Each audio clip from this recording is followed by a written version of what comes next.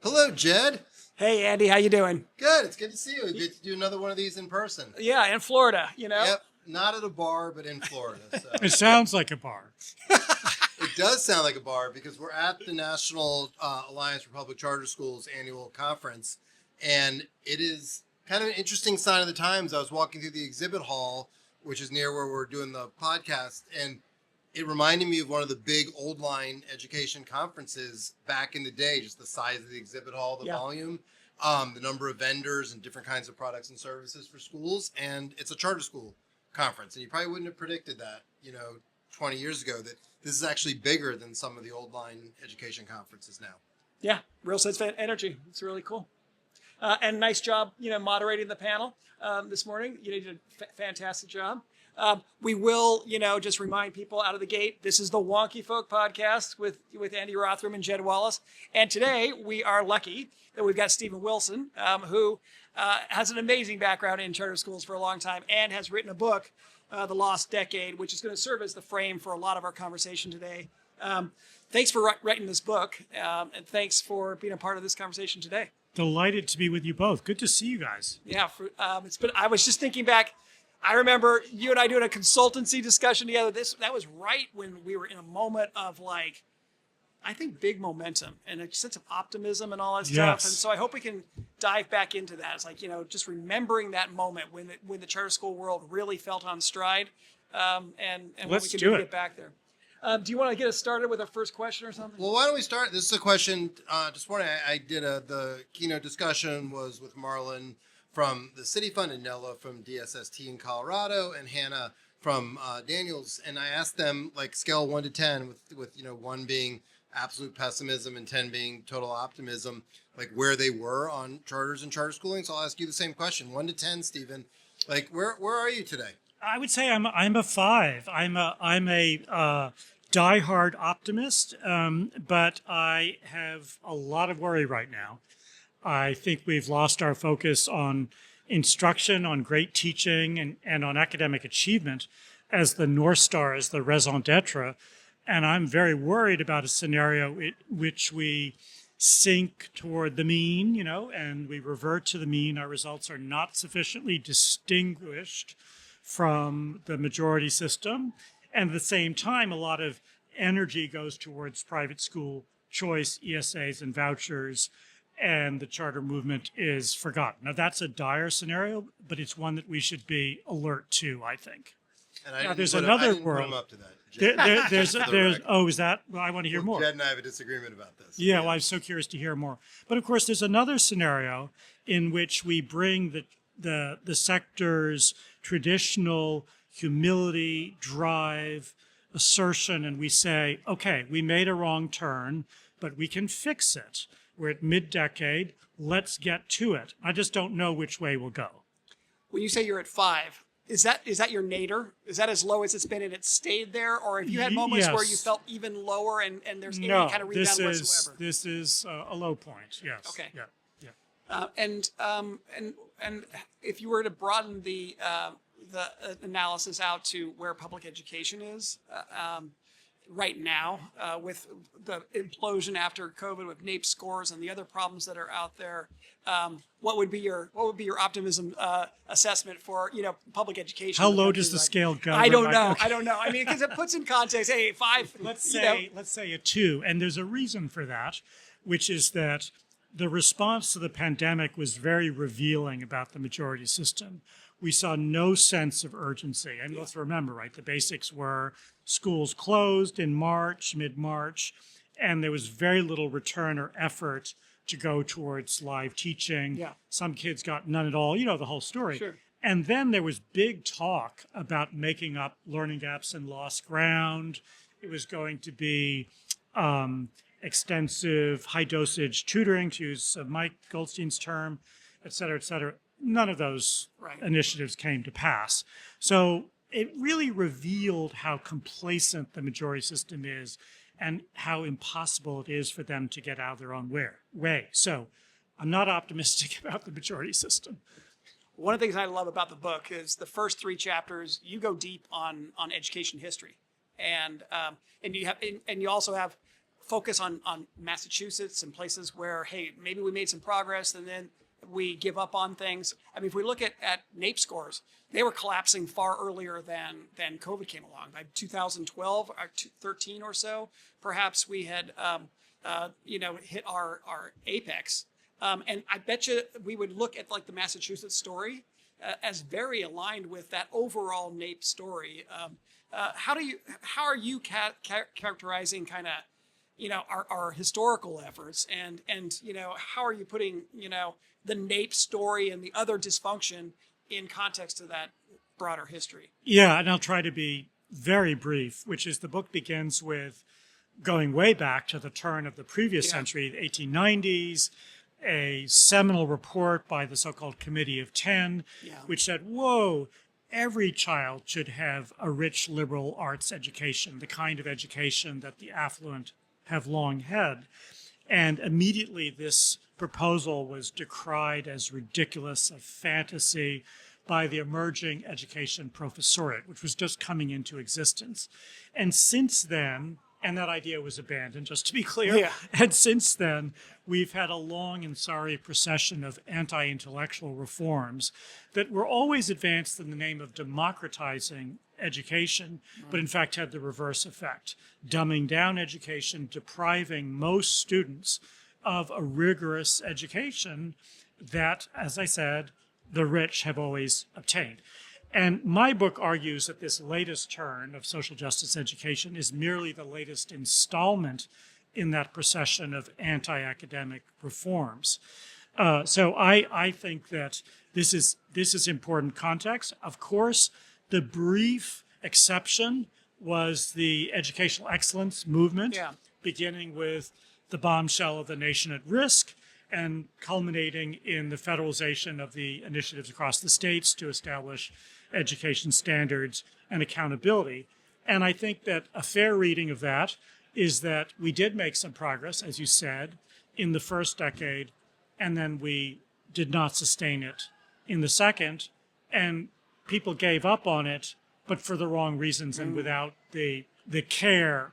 They didn't take it apart. They didn't realize how we could fix it. And so I think we've largely lost that as well, the accountability movement. Yeah.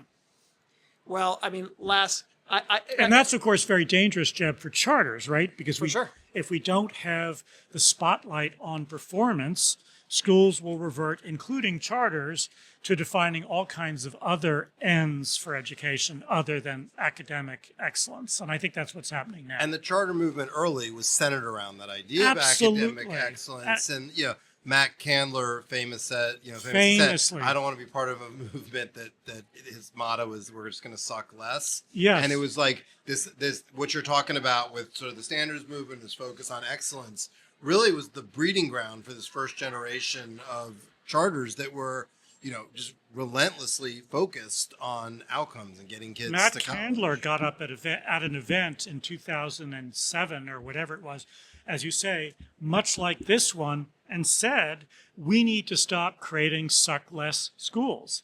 And that was a bombshell. He's absolutely right. And now I think we're back in that moment that we need to restore the focus on academic outcomes for kids. We're doing kids no favor by sending them to schools that are only incrementally better than the schools around them.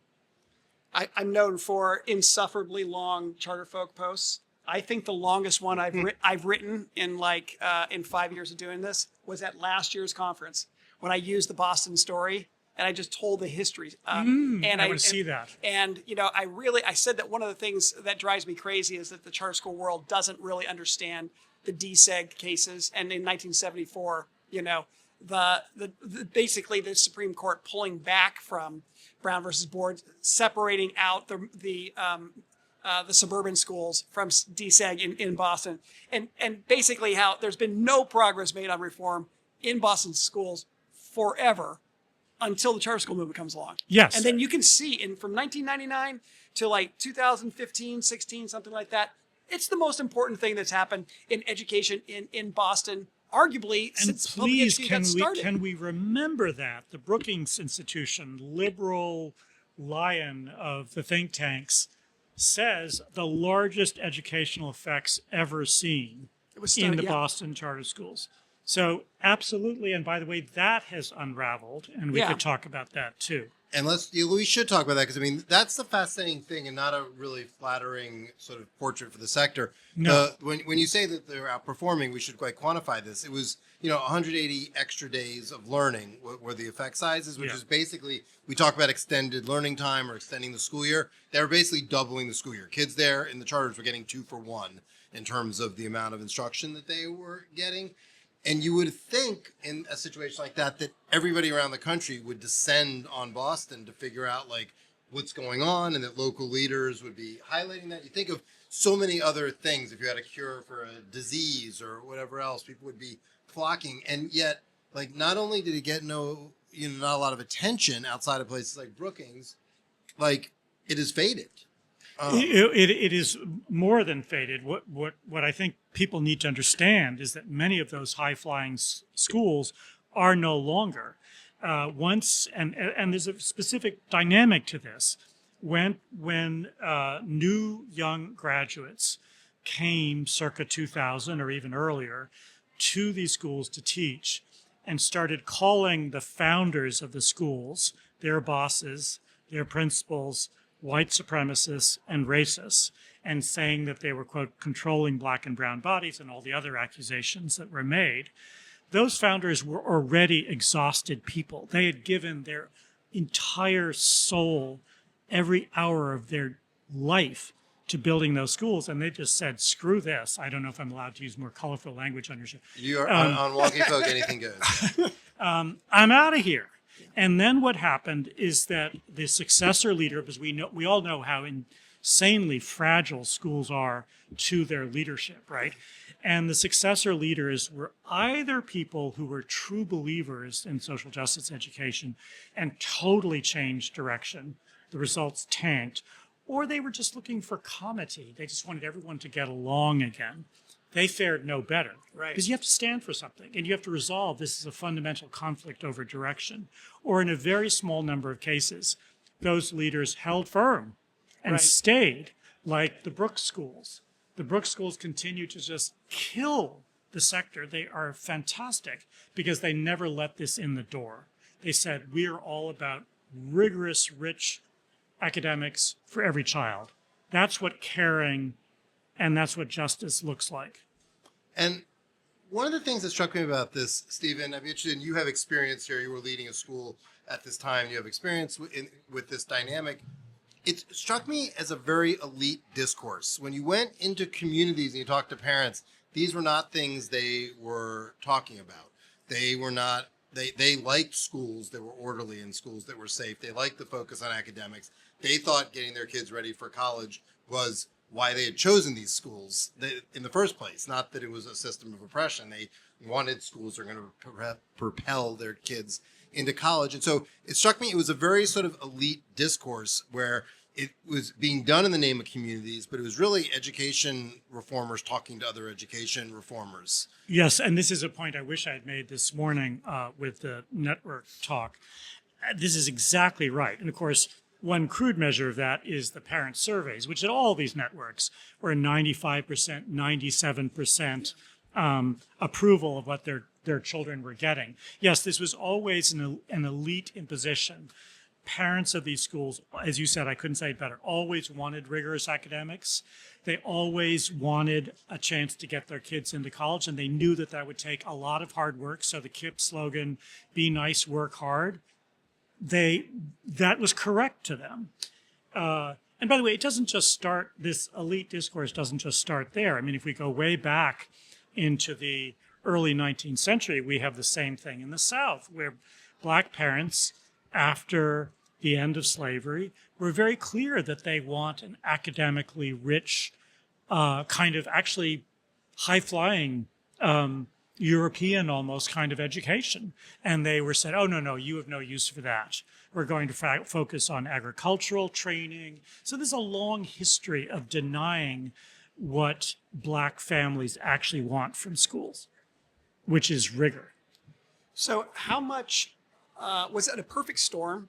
Yeah, the organizations themselves are pivoting away from practices, values, norms that generated these results.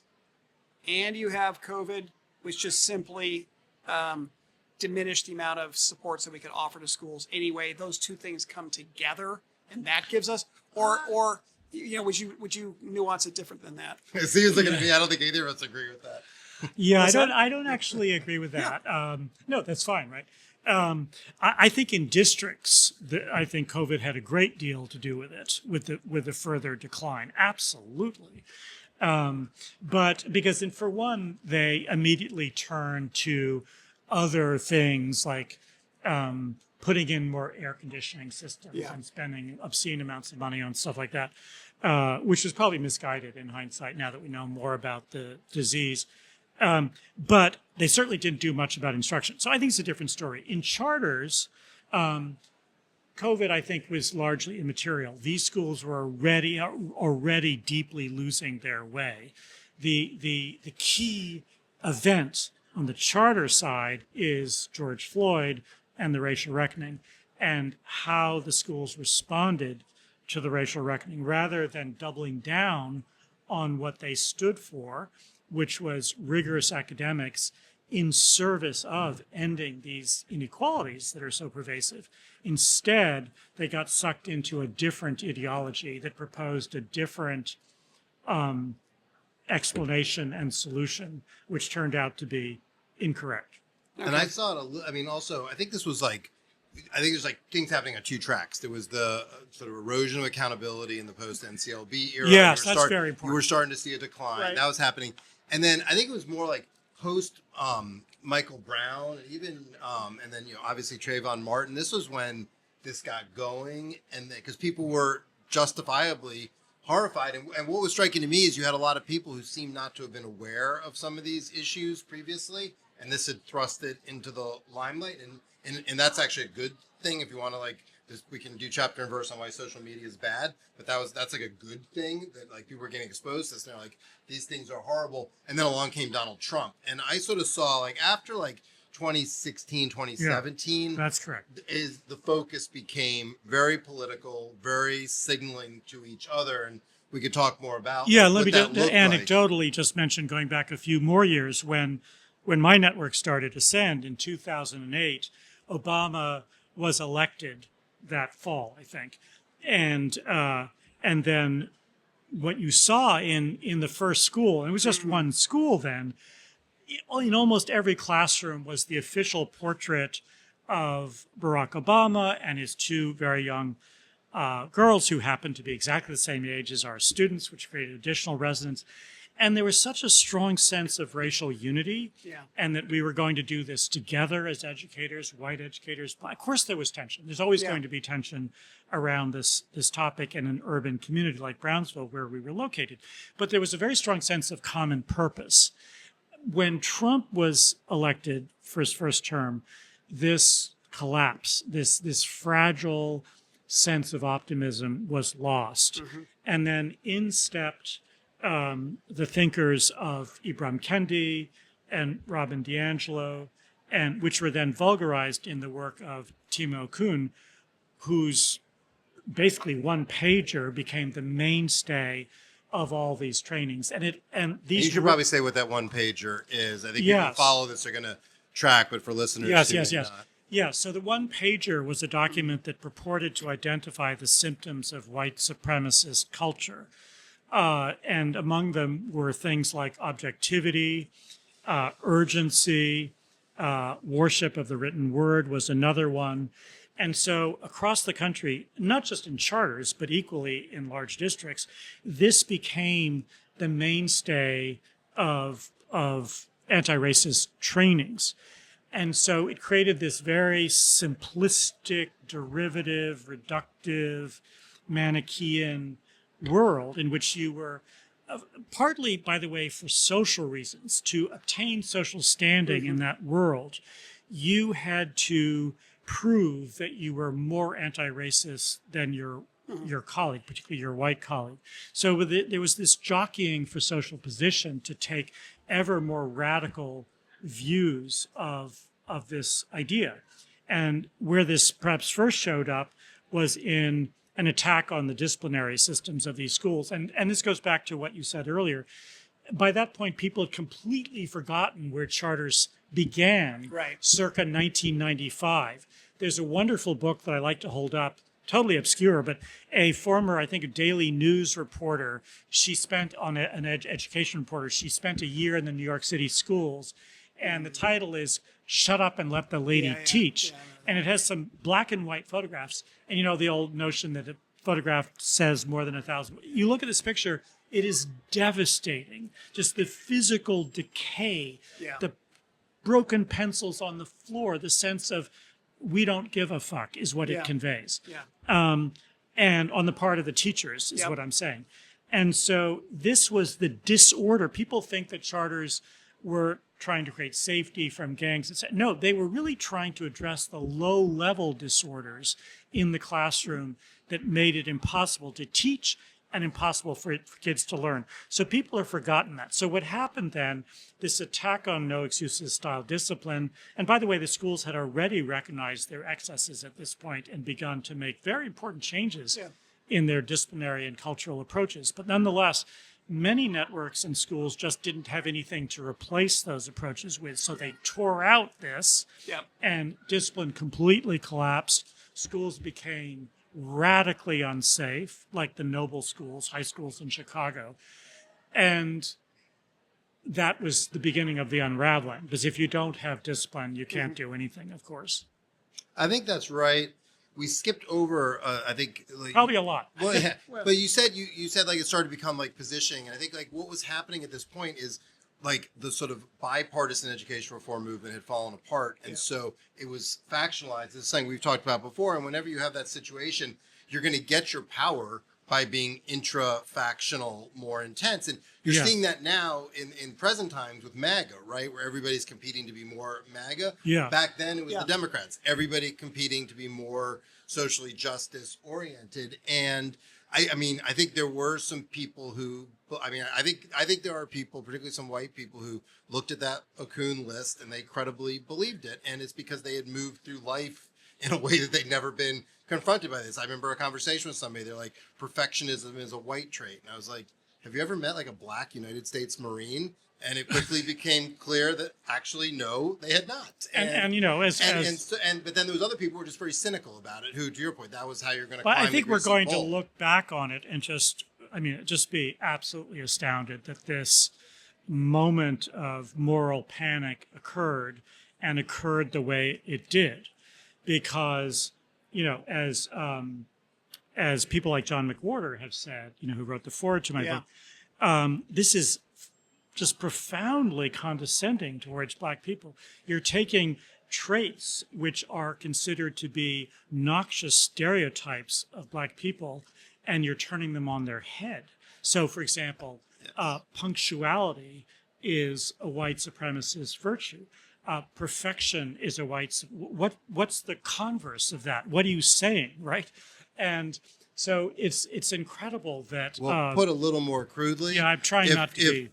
David Duke showed up at your anti-racist training and agreed with half of it, you should probably pause and rethink what it is that you're doing. Exactly. It was condescending and somewhat, but there was a moral panic on. I agree. We're at a conference though of leaders, Stephen. I'd be interested in your take. Like, why was this such a failure of leadership?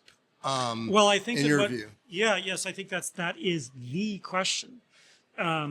One is that we were caught up in a genuine and much needed reckoning, right? I mean, the murder of George Floyd, as you said, coming on a long progression of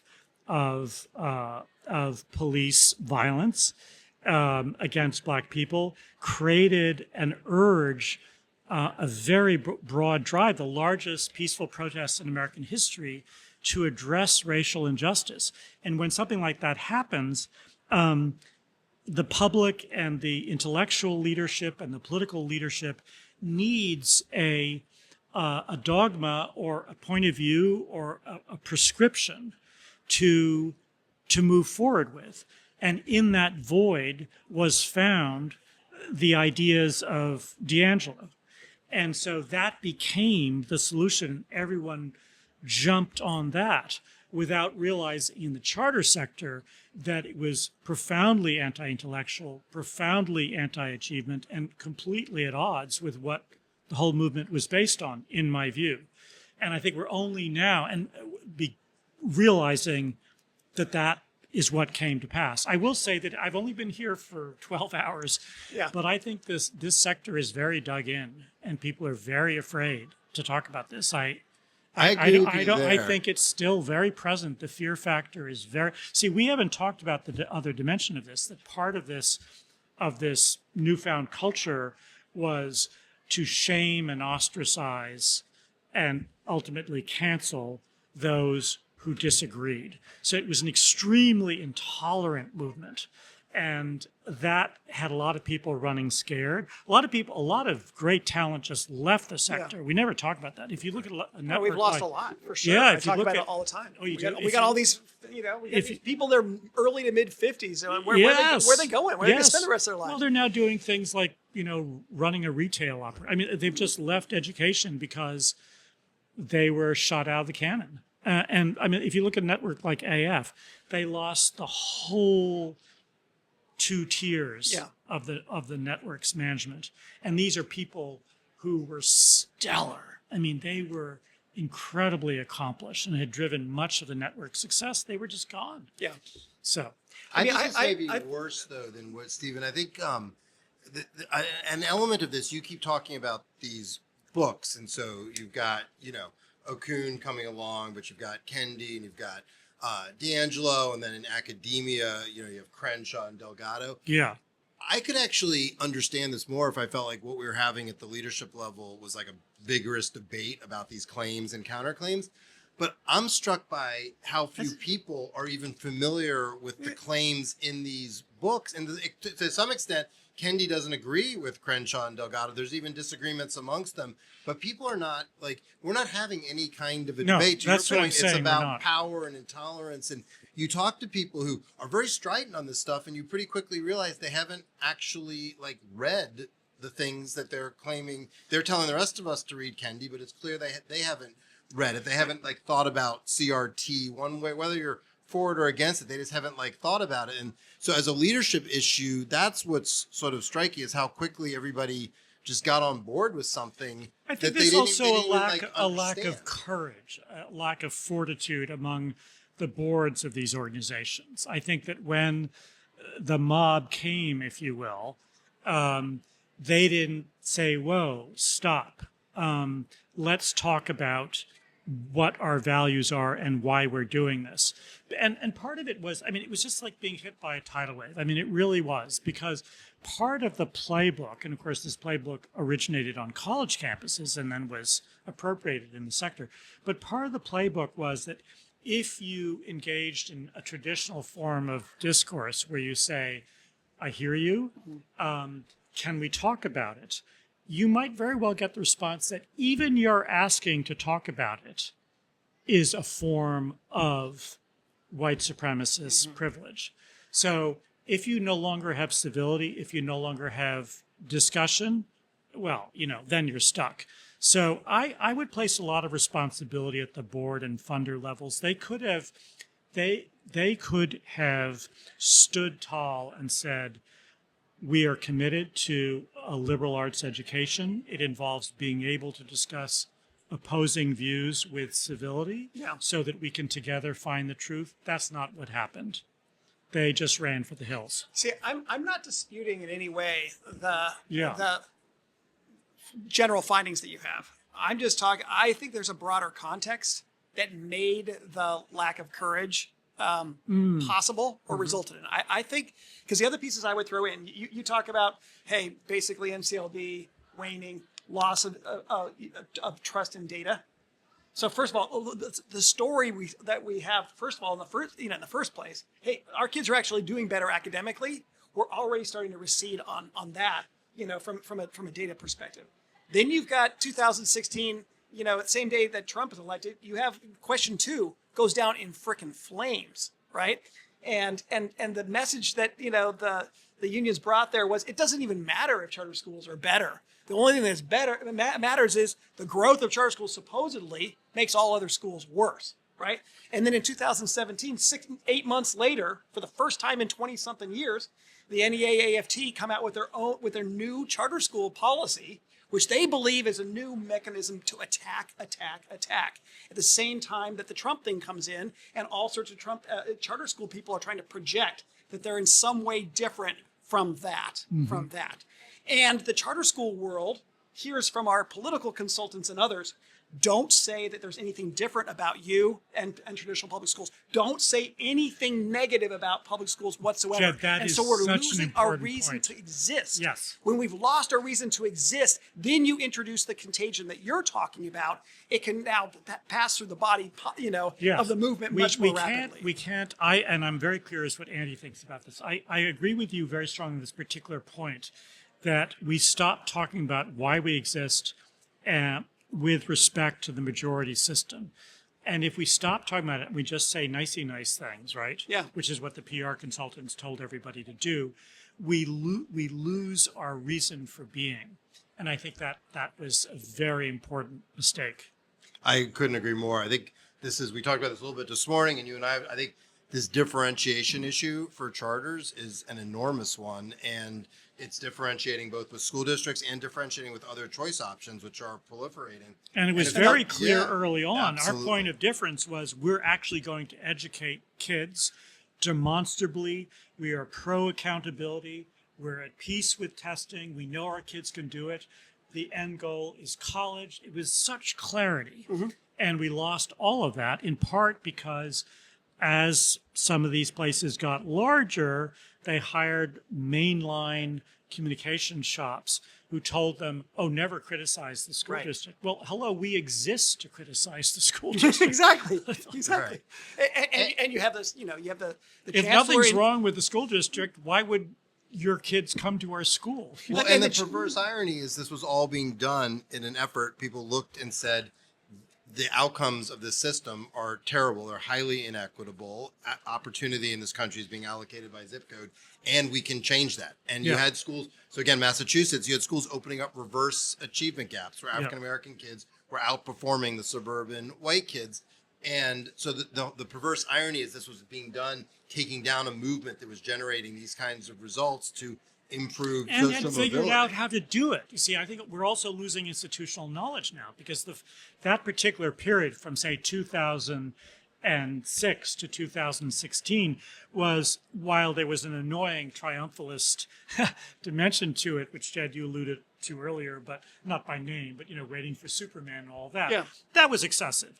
But there was reason to be very proud of what had happened, Yeah. which is that we had figured out how to scale great schools Yeah. that have great results. It wasn't just little boutiques anymore. Yeah. It was at scale, and they were very specific things Right. that the big networks learned how to do. And they were deeply curious about each other. They were constantly visiting each other and stealing ideas from each other. Yeah. And so it's sad because we actually now know, I would submit, how to operate a large system of charters that would produce stellar results.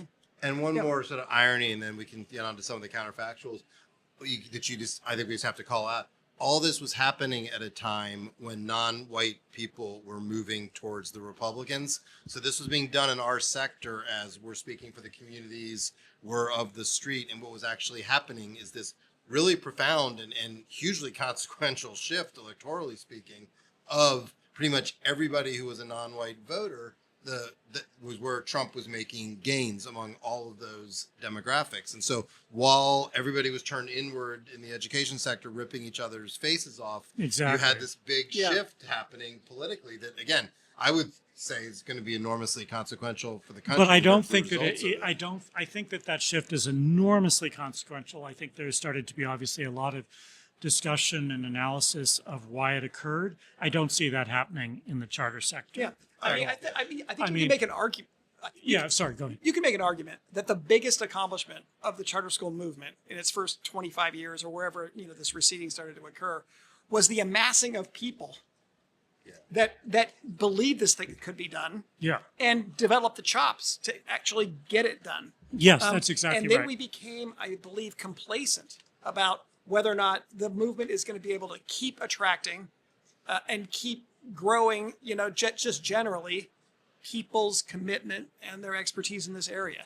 We just became blasé about how important charter folk was. So the reason I made charter folk is because, after I left, CCSA, and I left at CCSA because of political fights, there's a nuance, but, I had to get out of there for political reasons. And I went on a tour, and I visited 30 states across the country. And I came back sobered because I would ask people, what is the role of charter schools right now? And I came back from those conversations feeling like we had lost any sense of confidence that we were on the right side of history. That is absolutely remarkable. Contrast that with, I can't remember what year it was, but if I were to guess, it was roughly 2016 when Massachusetts, unable to again raise the cap from the very tiny cap that charters began with in 1993, instead passed legislation that allowed successful networks that had a strong track record academically to open additional campuses.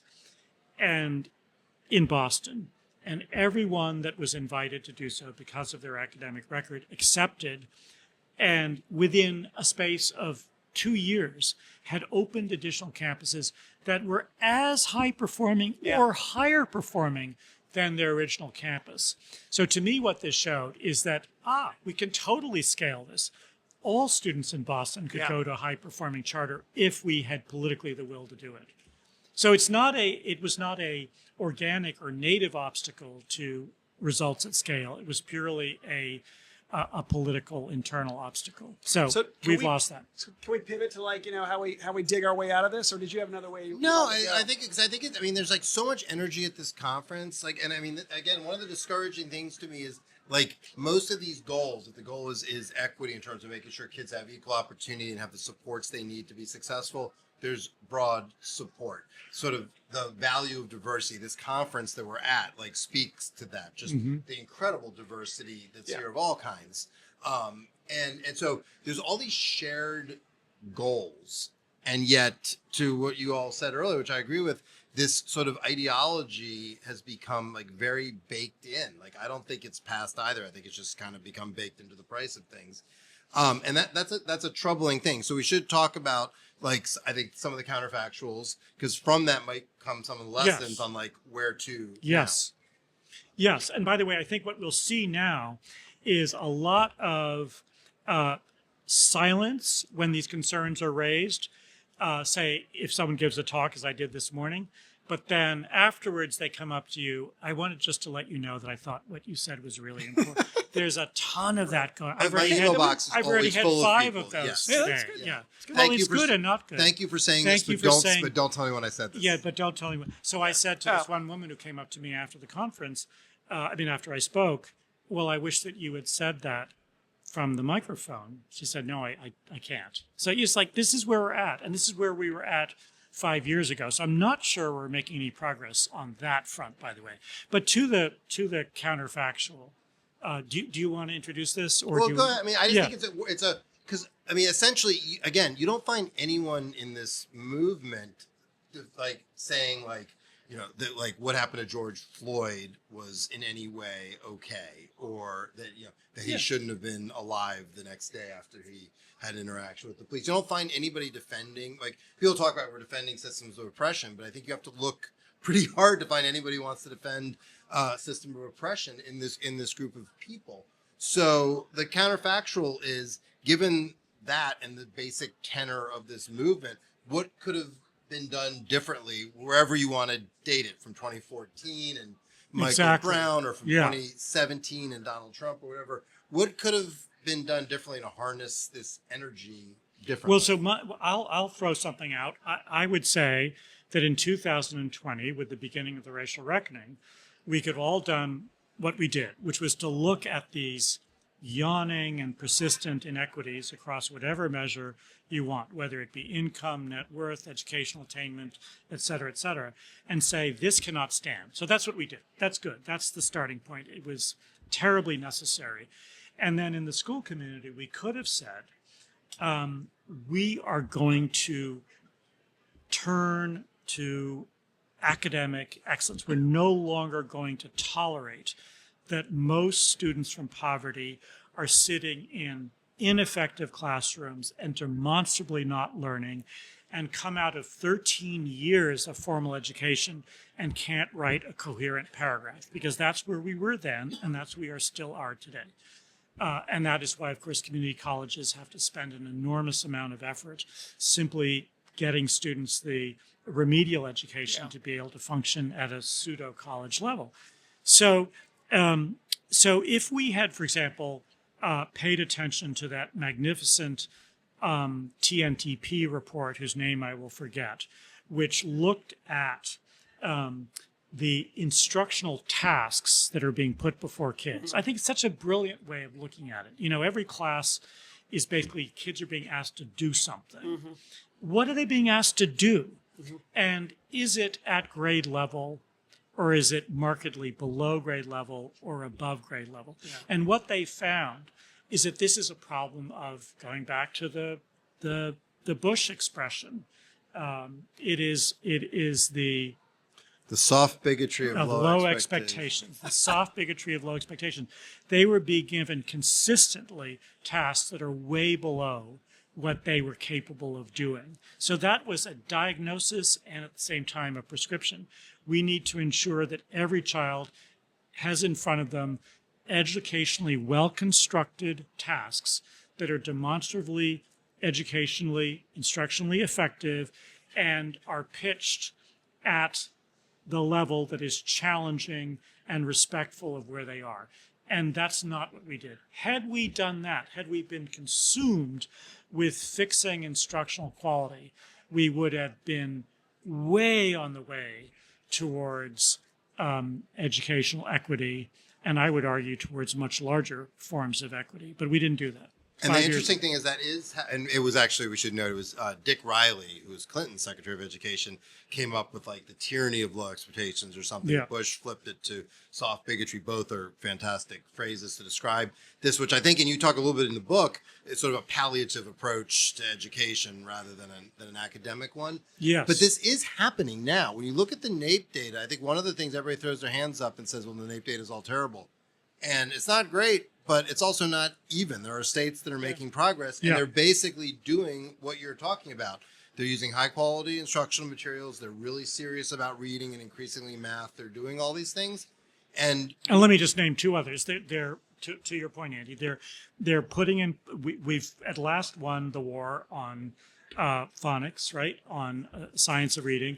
They're ensuring that all children are given a scientifically competent early phonics instruction so they can become decoders. That's great, but that's only the start. And now these states that you're describing recognize that knowledge is not a skill. I mean, reading comprehension is not a skill. It's the accretion of exposure to knowledge, and they're trying to put in place knowledge-rich curricula. So they are bright spots. And the other bright spot I would suggest are high-performing charters that never made the move away from this stuff, like Brook, like Success, like Classical. And I would also say today, a lot of these classical-focused charter schools that are unabashedly pro great literature, ambitious literature, these people are killing it. Yeah. They're There's some killing school, I mean, like, Yes is still nailing it. DSST looks pretty dang good. Harmony schools, I've been to a lot of Harmony schools, every single one of them. Yeah. You know, they got a lot of good stuff going on. So there is a base of schools that I think did not get completely knocked off their mooring. That's right. I mean, That's right. one other thing I would put out there as far as, counterfactual, and I have this experience at CCSA when we hired a lot of young progressive people to be our parent organizers working to win Los Angeles Unified School Board races, and we won. But what I noticed when we brought these young people in is they were very progressive, very focused on social justice issues, and they immediately wanted to pivot to other issues outside of education. Let's Yes. get involved in criminal justice. Yes. Let's get involved in sentencing. Let's get healthcare or whatever it was. And I just spent a lot of, and I just realized our world just does not know how much unfairness is cooked into the DNA of public education. And when I was able to bring it back to them and talk about red lines and attendance boundaries, when we were able to talk about fiscal practices that over and over again, Los Angeles Unified sucks money away from Watts and East LA to subsidize the schools on the west side. And when you can show this stuff, now we can anchor our people and stay focused on our stuff. But from an advocacy perspective, as far as I can tell, our world refused to take on that stuff because we would not criticize the public school system. And so when Trump came along, let me just finish the thought. When Trump came along, our world is somewhat like, oh, how do we virtue project here? How do we values project? We ended up values projecting on a bunch of stuff that had nothing to do with education, being Muslim travel ban. The California Charter School Association is making comments on that. What the heck? Yeah. If we had inarguably been going forward with policy agendas trying to get rid of these things, our world would have known on some of these issues of fairness that people do still motivate for. We're doing our stuff on that. Meanwhile, keep our focus on academic rigor. Instead, we in the convoluted mess of it, basically let it all drop. Well, I mean, to me, it creates a permission structure not to focus on results. And there's lots of stuff that's bad. The Muslim travel ban is a good example of that. But there's 168 hours in the week, and so you got to figure out what are you going to focus on and what do you care about. And you can't fix all the world's ills. And very quickly, and I think this is part of what's happened at a leadership level. If you care about everything, then you care about nothing in effect. And so you have to pick your spots. We're education people. And so we intersect with a few things like healthcare and housing and so forth, but there's a whole bunch of other stuff that's just way far afield. And it really doesn't mean it's not bad and not a problem and not inequitable, but you can't you if you're focused on that, then you're not focused on our core thing, which is teaching and learning, instruction, and school improvement. Exactly.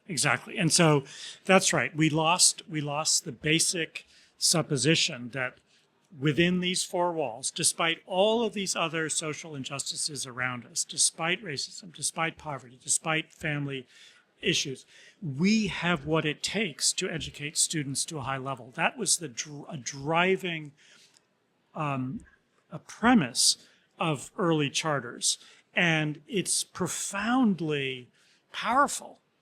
And going along with that, of course, was the idea of no excuses. It's not about kids. It's a terrible name for that reason. People think it's about not wailing on kids. It's not about that at all. It's about as adults in the building, we're going to stop blaming poverty, blaming all these other things, and say, no, we're not going to do that anymore because that's just excuse making. We actually can educate to a high level despite those problems. And that stopped the moment that we went all Kendi, because Kendi and others said, no, the derivation of all of these other inequities, racial inequities, is downstream of structural racism. And structural racism was never defined. Structural racism is really just a synonym for the inequities itself. So it didn't offer a solution. Mm-hmm. It didn't say what to do. Right.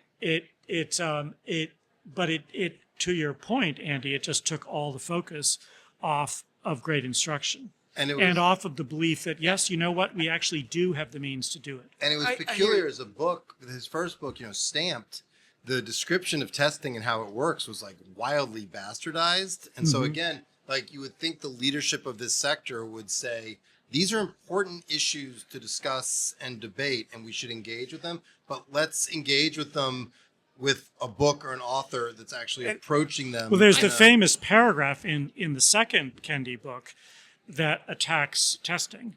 And it is a total confusion from first word to the last. It conflates, it's an astounding paragraph. You remember this paragraph? Yeah. It's just astounding. It conflates IQ testing with achievement testing. Yeah. And if you remember, we don't have to go back long. During the peak of the opt-out movement in testing, I need a date, guys, but it's a while. When everybody in Park, when we lost Park Slope. When we lost Park Slope. By the way, we never lost the black community at all. No. It was affluent white parents who wanted out of testing. And it was a brief thing, and it died down fairly quickly. But at that moment, all of the leading national civil rights organizations, from the ACLU, the NAACP, La Raza, all put out a joint statement saying, no, testing is good. Testing is very important. Otherwise, we will no longer illuminate these disparities and have a path for their solution. That statement is one of the best press releases. It was absolutely unequivocal in its embrace of accountability. So, but I'm with you guys. Maybe my seat on this is just different with, California, with a large number of schools, a large number of stakeholders. And California is weird, by the way. And you've got CTA just spending millions. You're a billionaire plot, people getting accosted in supermarkets. Why are you friends of charter school? Yeah. And yes, we must keep a focus on instruction and academic excellence for sure. But I also think that our stakeholders need to feel as though the advocacy heft of the growing movement is being put toward these problems that aren't only self-supporting for the sector itself. We want, parents are getting screwed over. And there are all sorts of ways for them to get something better. They can get access to other great schools, or they can get access to our schools. But the lack of clear evidence in the landscape that the overall sector was pushing toward those kinds of policy ends, I think made our world much more difficult. But I think like what you're getting at is, to me, the most dangerous thing about the charter movement, I mean dangerous in a good way, dangerous for the status quo, was it showed it can be done. As like what Stephen was saying earlier, it showed that even all else equal with all these problems, you can do a substantially better job. You can propel kids into lives of opportunity. And this is a sector where I was just talking with a friend today who's a school principal, was talking about how the strategy for improving the school was which kids they could move in through various kinds of transfers and changes, not how do you improve the school through better instruction, right? Yeah. And that's the ethos, right? And if you want Democrats to come on board, you have to really change this whole belief system, because there is a subtle racism out there and it's also classism of like, you just can't expect a lot from these kids. So we've got to have this palliative approach. And the charters, the best ones, they just put on the table that, no, that's actually bullshit. Mm-hmm. And you can actually do all else equal, do a much better job. Yeah. And if all else wasn't equal and we actually address some of these other social issues, just think what we could do. And I think that's what we need people to get back behind, because people in this sector, particularly who are very social justice oriented, need to understand this was a social justice movement. If you define it in sort of the, and I think you're raising a very interesting a nuance here, Andy, which is, I think that many of the white advocates of the Kendi-style social justice explanations actually themselves hold low beliefs about what low-income Black and brown students can do. I really do believe that. And so palliative was a very good word. So they're very drawn to things that I think we at this table would find very condescending, which is we should spend more time on addressing children's trauma and the trauma of their teachers. And so it becomes a very therapeutic kind of intervention. Academics is subordinated to a therapeutic intervention, which I talk about in the book. Mm-hmm. And I think that is one of the worst aspects of what is happening right now. Because the fact is, many teachers would be very drawn to that because they enter teaching as a helping profession. They are deeply empathetic and compassionate human beings. And so if you as a school system say it's okay to focus mainly on therapy or social emotional learning, they will jump at that. That's very compelling to them. So there's a constant need to reassert that no, actually, if we really care about kids, we need to educate them. And if we educate them, they're going to hold a very high sense of self and sense of agency and sense of capacity. One of the biggest indictments of social justice education is that it is capacity reducing. Children feel they do not have capacity to make their way in the world. And that's what makes me, I think, the most angry about it.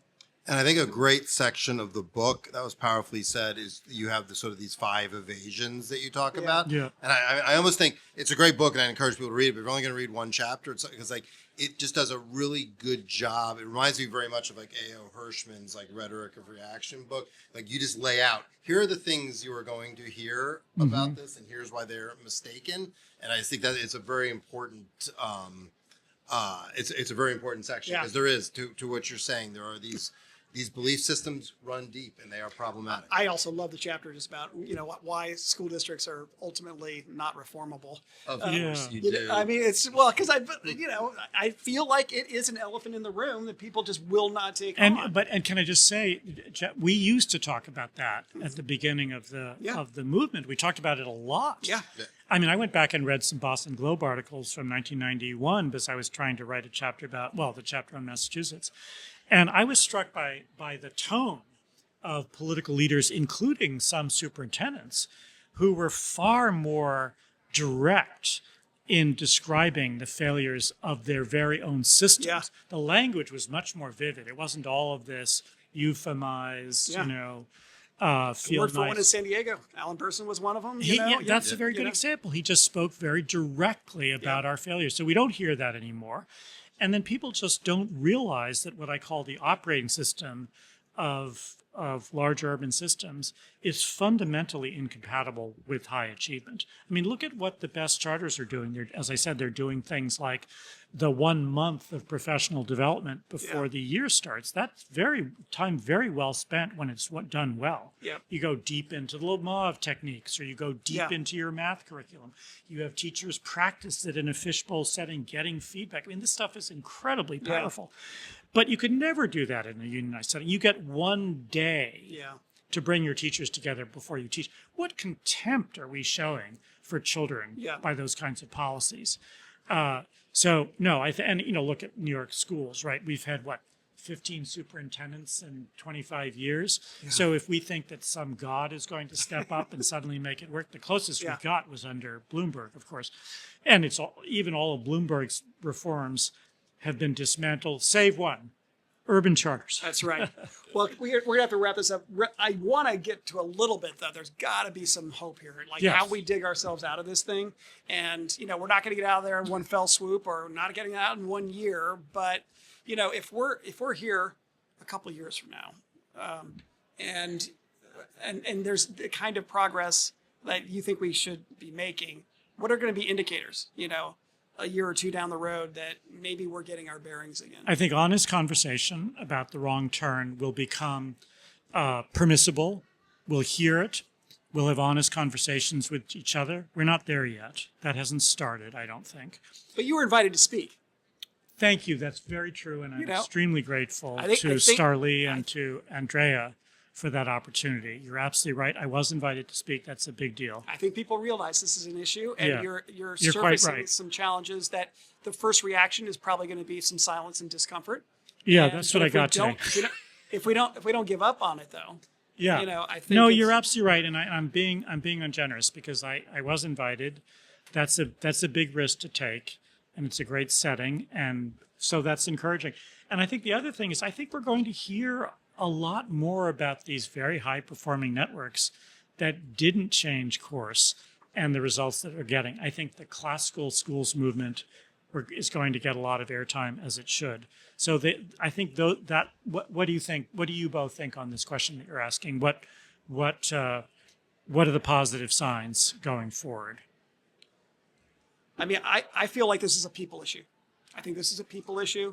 I have a secret hope that some of these people that exited, they're going to recognize that they're needed. And my own conversations with many of them is they know it, actually. I agree. I've had the same conversations. So, and I also feel like while they've gone on and they're doing some other things, while they feel at least batteries charged and not completely depleted, like they're bored out of their minds. They're not. And they know. They're like, "Hey, Shelby did this until he was 80. I mean, I got a lot more years left in me. I think we're going to get some of those people They're wrestling back." with what to do with their talents. And what one guy, Doug Lemov, look what that guy can do. Bring these people back and get them plugged into organizations. Doug McCurry is another example. Great one. Yeah. But I also feel as though your point, to realize that that the newcomers that are coming in, we've also got to be filtering for, what is their reason for coming in? Yeah. If they're just looking for a job, that's just, we're going to end up with having a district orientation toward things. But I think that we have the potential with a lot of focus on our newcomers, supported by some of these old timers that could acquaint them. Another place where we may see some positive energy is if the philanthropic community may be able to recognize the wrong turn and speak out about it and push the sector back on track. Does that make sense? Is that possible? Well, it has to, or we need new Yeah. philanthropists, because that is where the resources come from, and it's where people take their cues off of. And so to the extent they make it safe for people to do the things you're talking about, to lead, they make it safe for these networks, and to the extent they make it fraught, it'll go the other direction. The Bloomberg Foundation, of course, Kevin at the Charter School Growth Fund, if those people were able to come forward and speak up and say, guys, we have a problem, we need to fix it, I think would make an immense difference. Kevin Hall said something years ago that I think he said to me that it was very early days of the reform movement. He said, you look at the people, everyone's betting their careers on this and the risks they're taking. He's like, that's a signal that we're going to succeed. And we then did, and some of the things you're talking about, we saw these transformative schools that were changing lives and outcomes. And you had, it's sort of the average bear problem, or the average bear sort of indicator. You had suddenly people coming into this movement just because they thought it was the cool thing to do. They weren't necessarily committed to education as an instrument of social change, but it was the cool place to be. You had politicians who were like, I don't know what this is all about, but everyone's read reform. The average bears came over. So I think the indicator, to answer your question, that I would look for in a few years is, are the average bears coming back? Right now, you've got two kinds of people largely in the sector. You've got the true believers who genuinely believe in the transformative power of education, and that it's not going to solve all of our problems, but it's hard to see us having a more equitable, just society without a better education system. And then you got the zealots. And we'll know we're succeeding if you got the average bears coming back in who are like, oh, okay, this looks like a good place to be. There's cool stuff happening. And right now, frankly, those people are in climate and other things. And we'll know we're succeeding when they come back and politicians and philanthropists come back. But I think that core idea, we shouldn't lose that it is possible.